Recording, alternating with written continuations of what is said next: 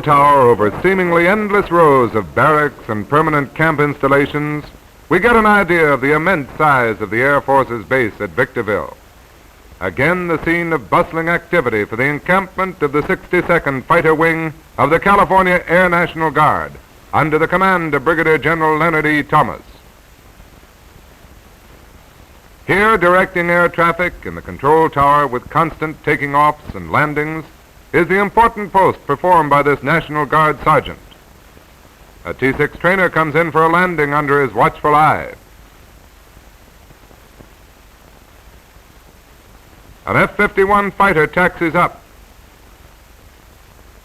and carries on through rows of similar fighters over which top-notch ground crews are swarming, busily engaged in readying their ships for that all-important flyby, which will be a feature of Governor's Day at camp.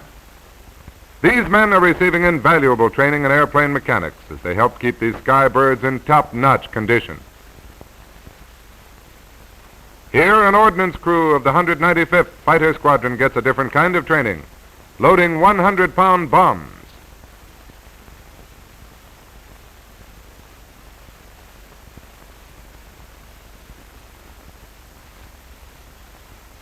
On the wings of the F-51 are the stringers, the 50 caliber guns which must be loaded and serviced by the armament crew. Fast and efficient loading is necessary, and this is more of the realistic training of the California Air National Guard.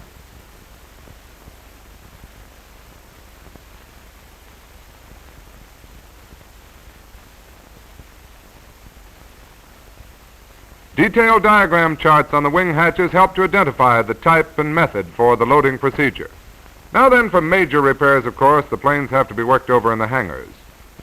And here's an F-51 being moved inside where the most modern equipment and tools are available to the Air Guard ground crews in their practical training. This is the beginning of the 50-hour check, and while it's not a complete overhaul, every working part of the plane is just as thoroughly inspected as if it were, because every ground crewman realizes his responsibility. Yes, the thought in the back of every ground crewman's mind is the same, because every man knows the meaning of the motto, "The pilot depends on you." And in case this very important motto ever slips his mind, the ever-reminding sign hangs right above. In another hangar down the field, a jet motor is due for a complete rebuilding operation. Having removed the engine from the plane, crewmen go to work inspecting and lubricating all sections of the plane from nose to tail. These men know that the California Guard affords many opportunities to the successful candidates who desire further training. And with equipment such as this and capable instruction, you just can't help being successful. Besides, you're being paid for learning.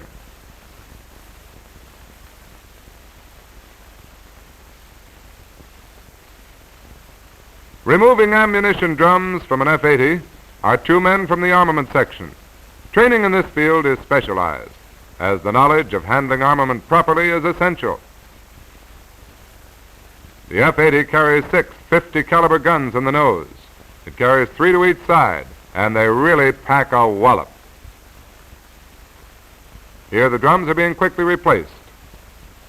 It's customary that the first Saturday of each encampment be designated as Governor's Day, at which time the Commander-in-Chief, along with other dignitaries, visits the camp. Special activities in his honor are held, and many of the local townspeople and the relatives of the men attend for this. Now arriving is Arizona's Governor, Dan E. Garvey. After being greeted by Brigadier General Leonard E. Thomas and his staff, he's honored in keeping with the tradition of the California Air National Guard.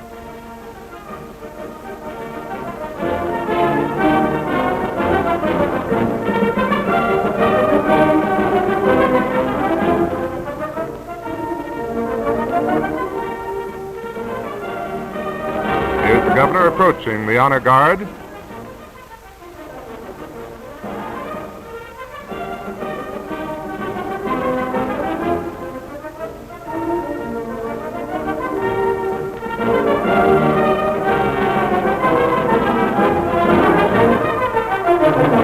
After tribute being paid to him, the governor is escorted in a staff car to the officers' club to await the arrival of the other guests.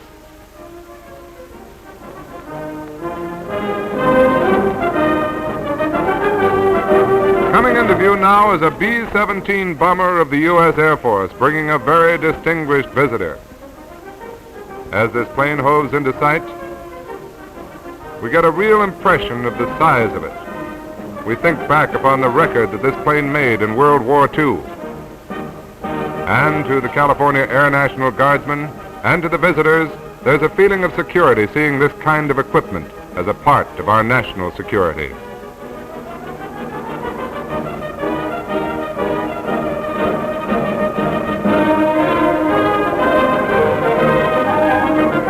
Now then, our visitor, Lieutenant General Ennis E. Whitehead, the Commanding General of the Continental Air Command. He is welcomed to Victorville Air Base by General Thomas and his staff. Now in company with them, he proceeds to the honor guard where the ruffles and flourishes are presented for him.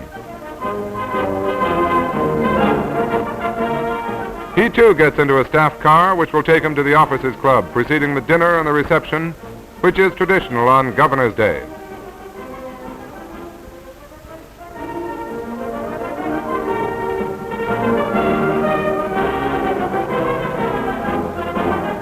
An L-17 of the California National Guard taxis up, bringing Major General Daniel H. Huddleston of the 40th Infantry Division, California National Guard, and Brigadier General Homer E. Eaton, Assistant Division Commander.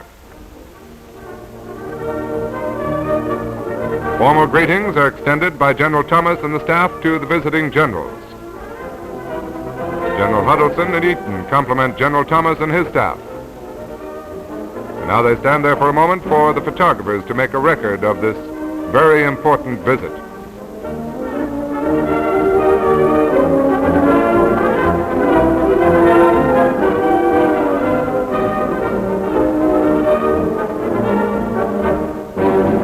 Now the group moves toward the honor guard, which, by the way, is a composite group of MPs commanded by Lieutenants Paling and May.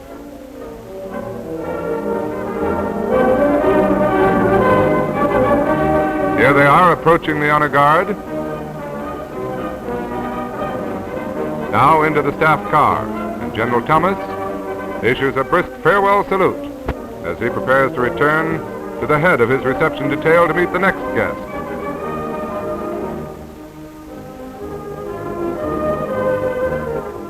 Another big plane pulls up. This one is an Air Force plane. And stepping out to be greeted by General Thomas is Admiral Bulldog Baker, hero of many famous sea battles. He shakes hands with General Thomas. And here we get a look at that famous smile that was known throughout the world during World War II.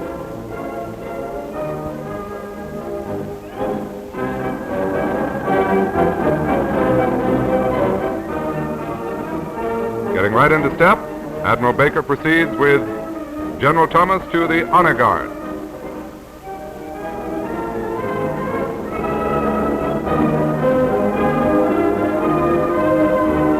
Ruffles and flourishes for him, and then through the honor guard come the General and the Admiral.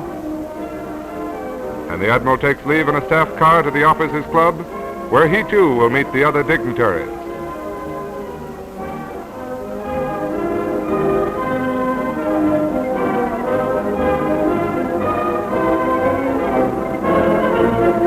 Strikes up now as Major General Curtis D. O'Sullivan, State Adjutant General of the California National Guard Air and Ground Forces, drives up to be greeted by General Thomas and his staff.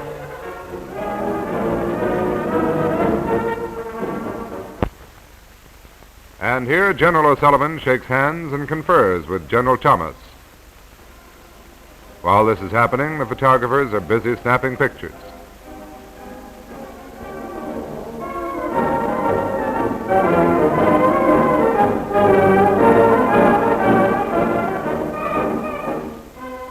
Now then, General O'Sullivan receives the honor accorded him.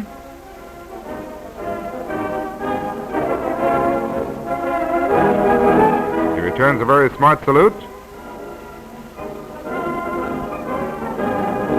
and proceeds to the staff car, which is going to take him to the governor's dinner.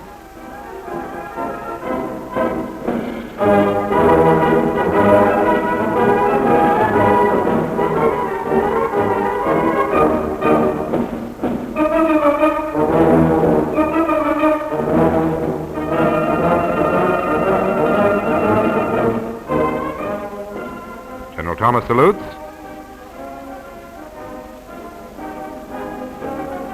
And at this moment, the Grizzly, which is the plane bearing the Commander-in-Chief, Governor Earl Warren, taxis up the runway and activities begin.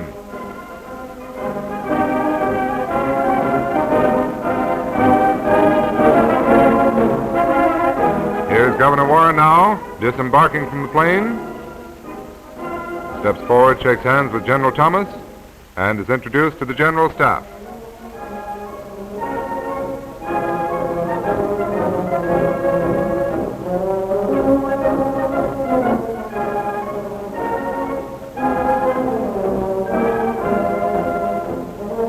Stands at attention now for the customary honor greeting.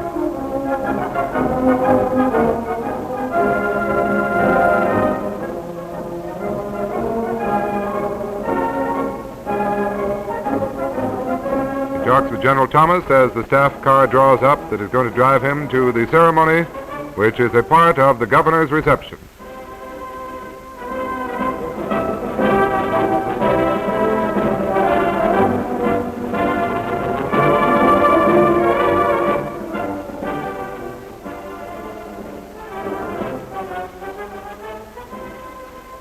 And now comes the time for the Governor's Day Review.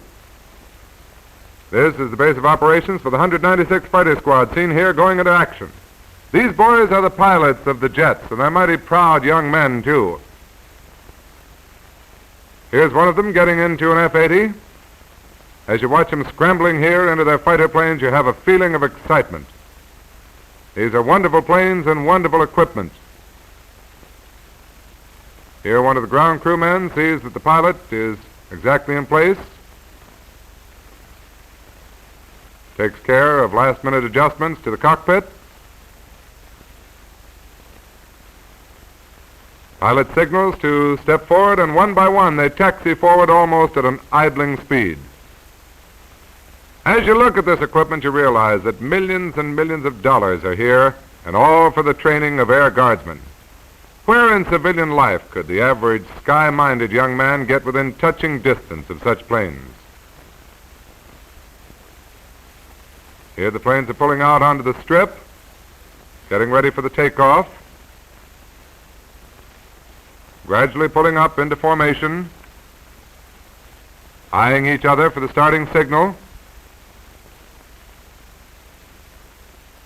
and with a gradually increased speed, there they go. Notice how quickly they're airborne, and notice, too, that their landing gears are retracted just as soon as they leave the ground.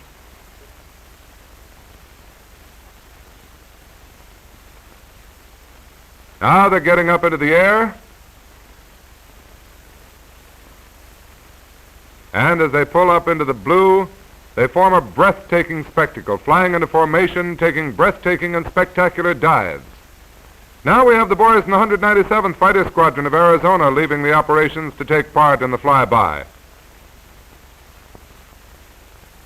Here is First Lieutenant Hal Whitmore climbing into his T-6 trainer.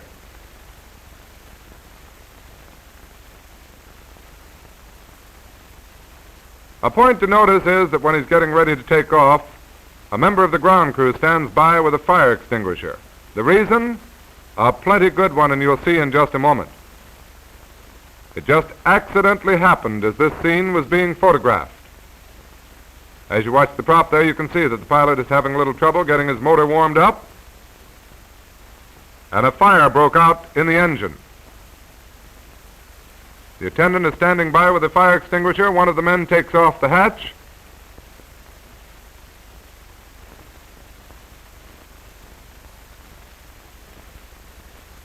And a few blasts of the fire extinguisher, and it's out. Here now are the Mustangs from the 195th Squadron coming down the runway for the takeoff. These boys are good pilots and do a fine job. Many of them are veterans who join the Guard for the companionship afforded them. As they fly by, you get a feeling of the power that the Air Guard has, and some of the friends and relatives of the Guardsmen watch. Governor Warren here troops the line, accompanied by Governor Dan Garvey of Arizona, General O'Sullivan, General Upston, General Whitehead, Admiral Baker, General Thomas, General Eaton, and other distinguished guests.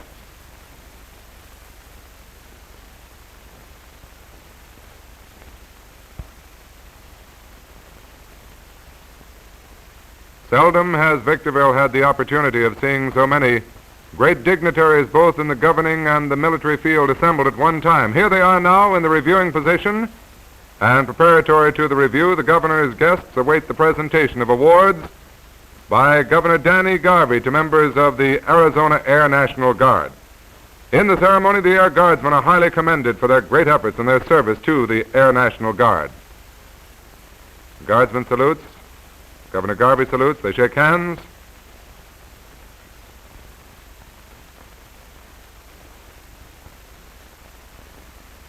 And the band sounds off now, and 2,000 men march in review. The 62nd Fighter Wing Air Units of the 146th Fighter Group from Van Nuys, the 195th Fighter Squadron Van Nuys, the 196th from San Bernardino, the 197th Fighter Squadron Phoenix, Arizona, the 246th Air Service Group, the 162nd Air Control and Warning Group. Now the review ended, the governors and the generals bid goodbye to General Thomas and his staff. Compliments are extended to the camp by the Guard's Commander-in-Chief, Governor Warren. He shakes hands all around.